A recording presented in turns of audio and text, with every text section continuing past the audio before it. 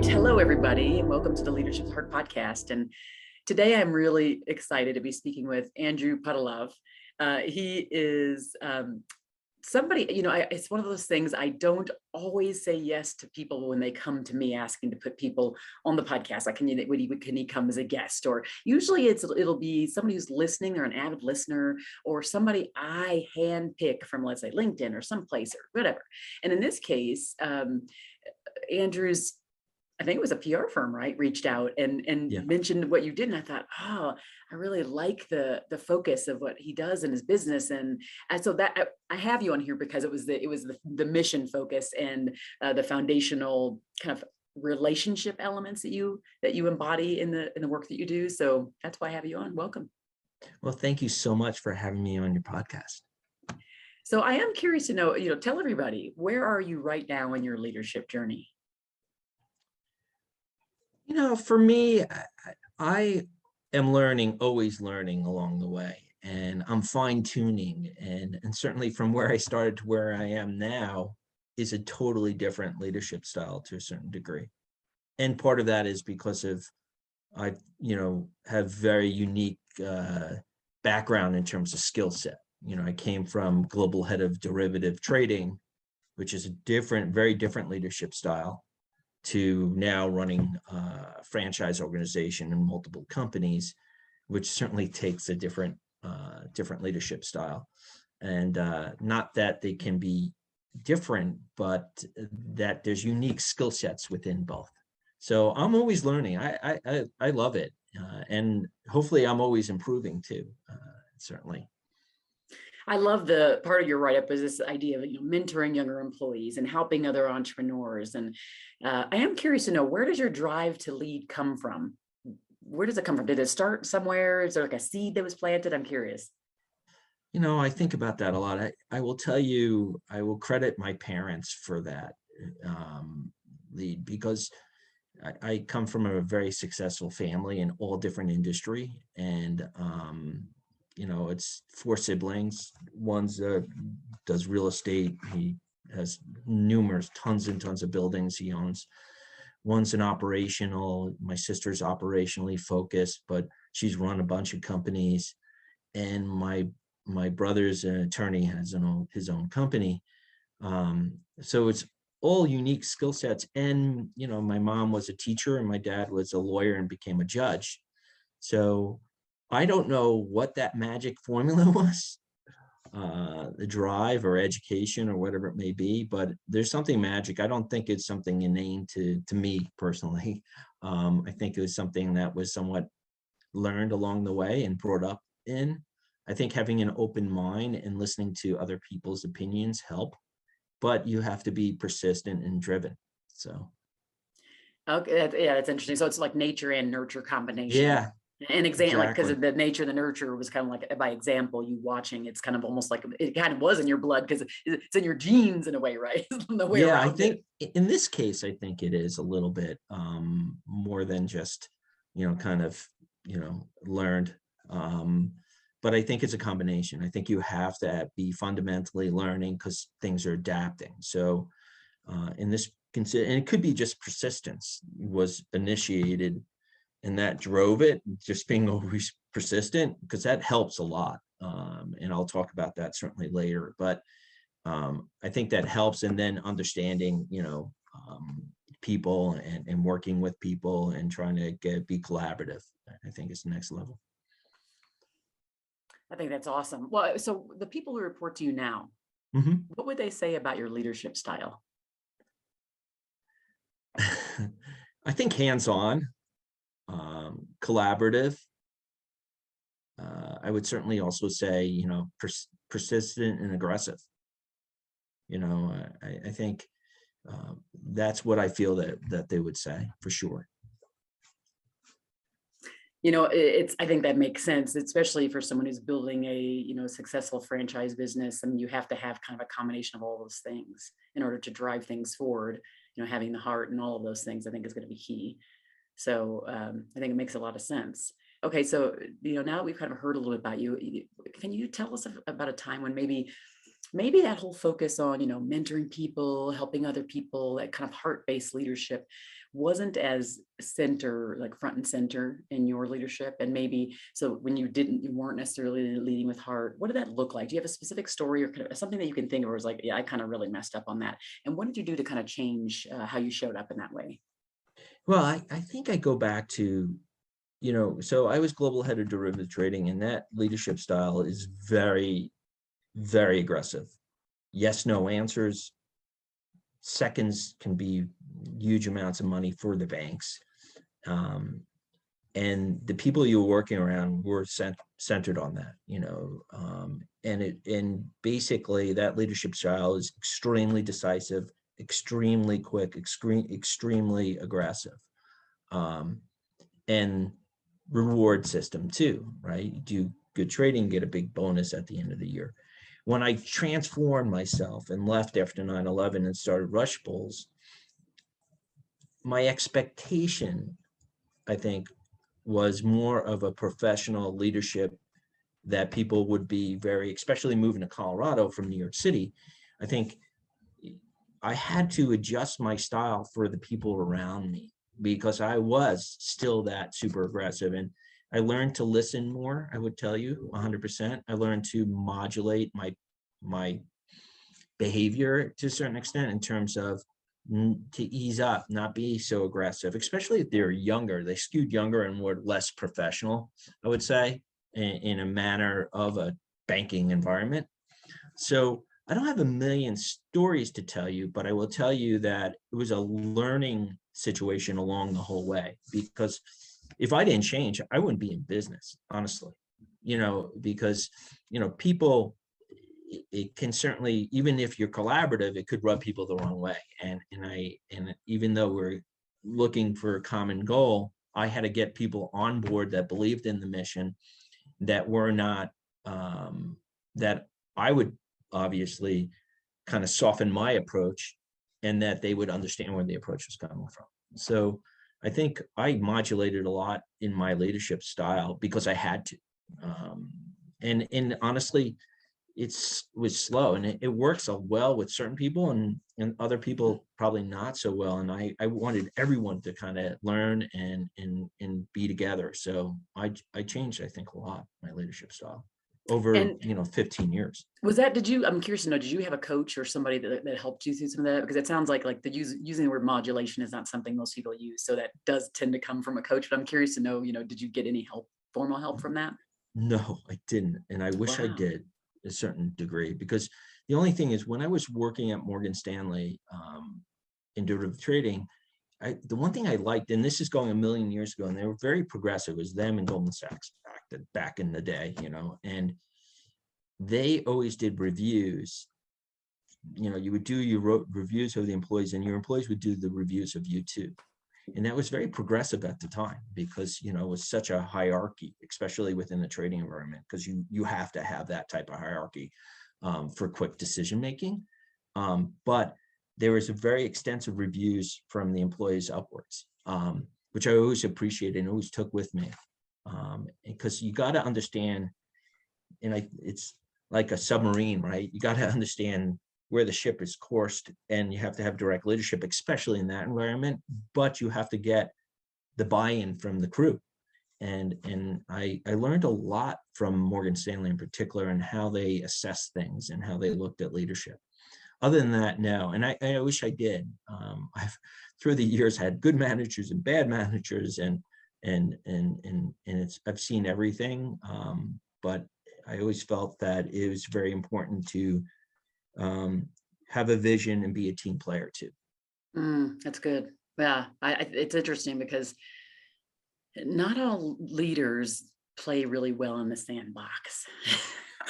So that whole team player thing, and particularly if it's a founder and that kind of thing, it's often like it's a me-centered business, or it's just harder to get to the point where it's like, no, we can't succeed. But of course, this now, you would have had to, again, to get to the point where you're successfully franchising this concept, that you wouldn't even get there if you didn't have the ability to know that it is team oriented. But often a lot of folks that are kind of in your position, they just never get to that point, and they either have to exit because they have the meism thing, Right.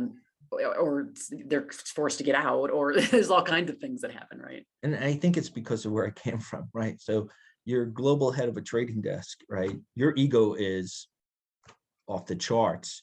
You start a food company, boy, you're mopping the floors, you're doing everything that you can. And always in my heart, I would do anything digging ditches to succeed to a certain extent.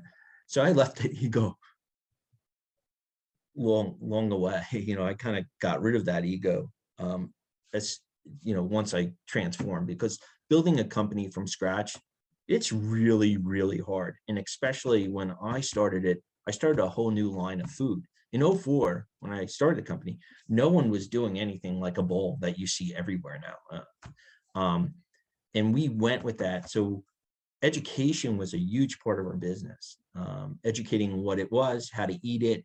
No one understood it, so one of the benefits of being in a college town, they're more progressive in their thought with food, especially. They're willing to try things, especially at the time there's a transformation to health food going on. So it really helped me with the community. Plus every 4 years, I had a new group coming in. 25% of my customer base theoretically was graduating. So I have new people from around the world, or around the country, basically coming to see you, Boulder. So it helped in how we approached things, how we educated people. And then in 2016, I started franchising. So. Oh, I don't think I knew it started in CU Boulder. I don't think I realized that. In So 04. are you local now, or you're kind of, I know you said you franchises probably in other locations all around the country or the Yeah. world? Around the country right now. So Okay. we are in 22 states, all the way Nice. from Portland to West Palm Beach and everywhere in between. Wow. So our objective was very much community based around the US. So anywhere, like we have stores in Connecticut, North Carolina, South Carolina, Ohio, Indiana. We're opening a ton of new stores in Birmingham, Naples, Wow. Gainesville, Birmingham, Alabama, as I stated, New Orleans, and most of the stores in the Dallas area and in Colorado, but they're all over. Wow. And then how I'm curious. I mean, I love if your concept looks like it is behind you, I think that's pretty cool. And so I can see how maybe like the younger college crowd would like it. It seems kind of hip and things like that. And so what do you look for when you're bringing in new people? I mean, is there a kind of a baseline of behavioral questions or something that you're asking when you're bringing them as team members in to just like serve that college population in most cases? So we're not college focused, I would say. A certain percentage of our business is college, certain percentage is really community based. Okay. So, and I think there's two different type of, within your question, and just to clarify for me, there's the aspect of the employees that I bring in here, and then it's the franchisees that are coming in to join the Rush Bowl organization team. So I assume you're referring to the people I'm bringing in, hiring directly to support the franchisees. Yes, exactly. Your direct team members, exactly. So, I'm a little different. I like really strong personalities and independent thinkers that will challenge each other, a little bit without really beating each other up to a certain extent, right? I want it to all be collaborative, but I want people to voice their opinion. And I think because I like hearing different opinions, and kind of discussing it among each other with the team to really understand what direction we should go and why, and being able to defend their opinion. Ultimately, the buck stops with me, but certainly I'm all ears, literally and figuratively, right? So I want to understand what makes sense and why, and certainly if you have a better idea, let's run with it. The first thing I even do on a retail level, and so I hire someone from my retail store, is the first day I'm like, listen, because we've done this a million times this way, doesn't mean it's the right way. I want you to kind of come at it always with an open mind. And if there's a better way, you think there's a better way to do something, let's try it.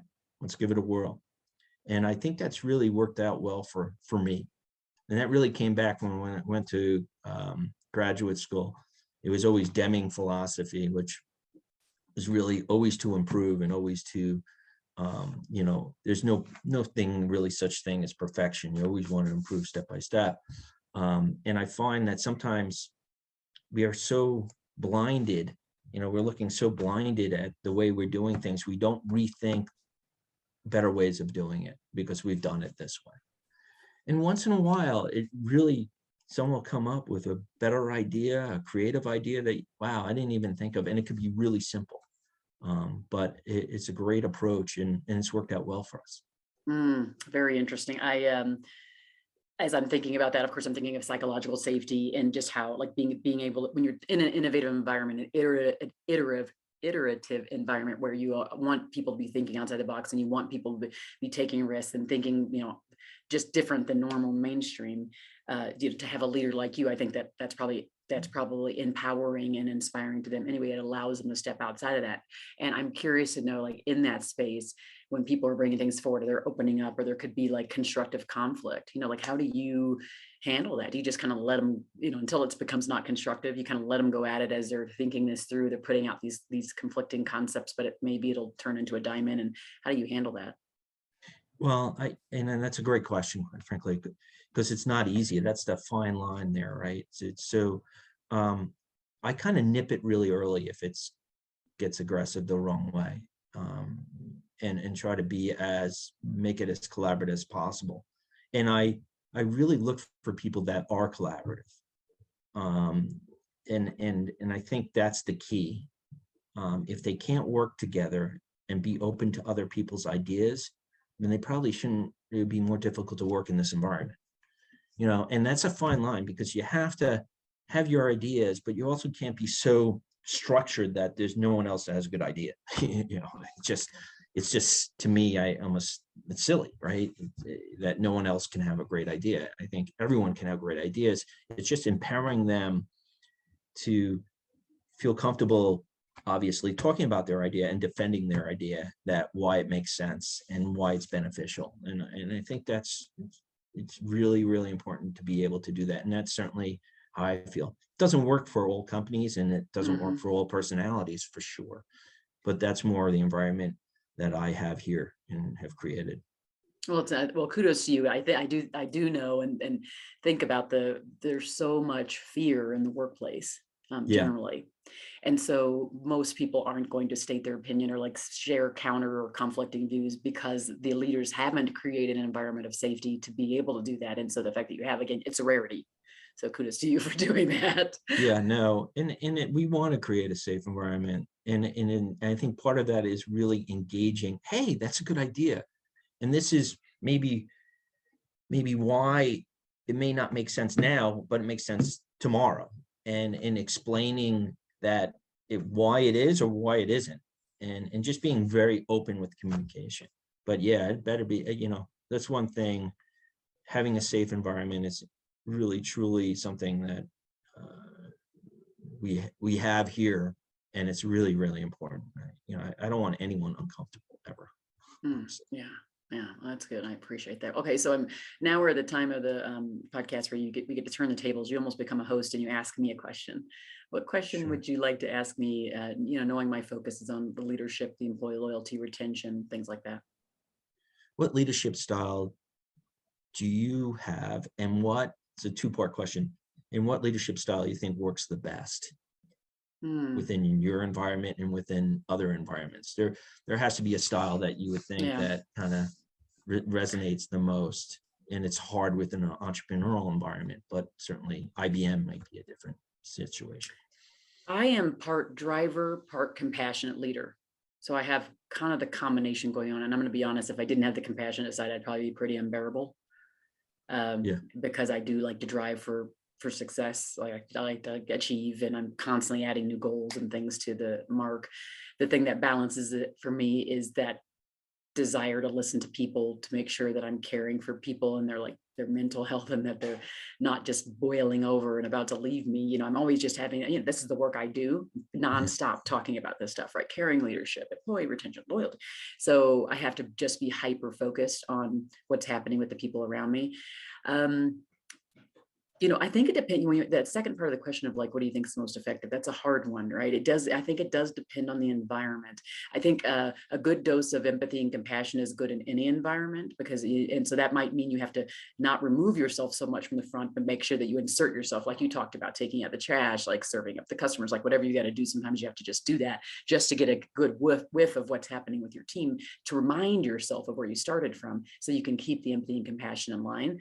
But I do think, being someone who can empower, can delegate, I love the safe, like creating the safety there for people to bring out all these new ideas that you cannot give by yourself, is critical. And but I think it's that balance: the driver, the listener, the compassionate person, the one that can kind of corral people back over here. Wait a second, here's our vision. Don't forget, here's our vision. That kind of person. So that's a good question. I love that. Okay.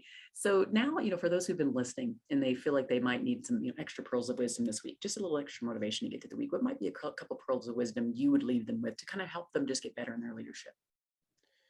Yeah, well, I'm a big persistence person. Like, you gotta first of all believe in what you're doing, deal with rejection, honestly, and be extremely persistent. But beyond that, a lot of the success that I've read about and hear about, it's not the first idea, it's not the second idea, it's the third, the fourth idea. So everyone says the same thing. A lot of these huge leaders, if you fail, you fail. You just build bigger or just build up again. I think there's a lot of merit to that, maybe on a small scale to a certain degree, is don't be discouraged if your first idea failed, because it's really, most of the time, it's your second, third, or fourth idea that is really successful. And I would say that across the board. I don't care what industry, I don't care what it may be. That and being true to your beliefs and being persistent. Like, when you get some bad news, if you really believe in what you're doing, just continue and push. To be successful, it's hard. Everyone says, sometimes people get lucky, God bless, but it is hard, and you gotta have the fortitude. One of the things that I'm always really proud about is, like, I was successful in one industry, I'm doing a different industry, and some point I'll maybe even do a different industry. And I like the changes in because each has its unique skill sets. And I think a great leader can be a great leader no matter the industry, actually, is my belief. So that's one thing that I think, just plug ahead. No, I don't know if it's too much wisdom, but I think persistence goes a long way. Thank you. I think everybody needs to hear that. I needed to hear that. Thank you. Oh, so for those who are listening right now, if you got some really good nuggets from my conversation with Andrew, and you feel like, okay, go share it. That's the biggest thing. Share this far and wide. Share it with your entire network, and don't forget to go write a 5-star review on Apple Podcast or wherever you might listen to these podcasts, because that's how we continue to move up. More leaders get access to listening to the content, to getting more of these nuggets that we're getting from the guests. So do that right now. Go there and write that review. Andrew, this has been great. Really, you've given me a lot to think about. I'm going to be going back and listening to this again, and thinking about how I can even apply it in my workspace as well. Thank you. Well, thank you so much for your time and the questions and everything. It's really been a lot of fun. And thanks everybody for listening to the Leadership with Heart podcast.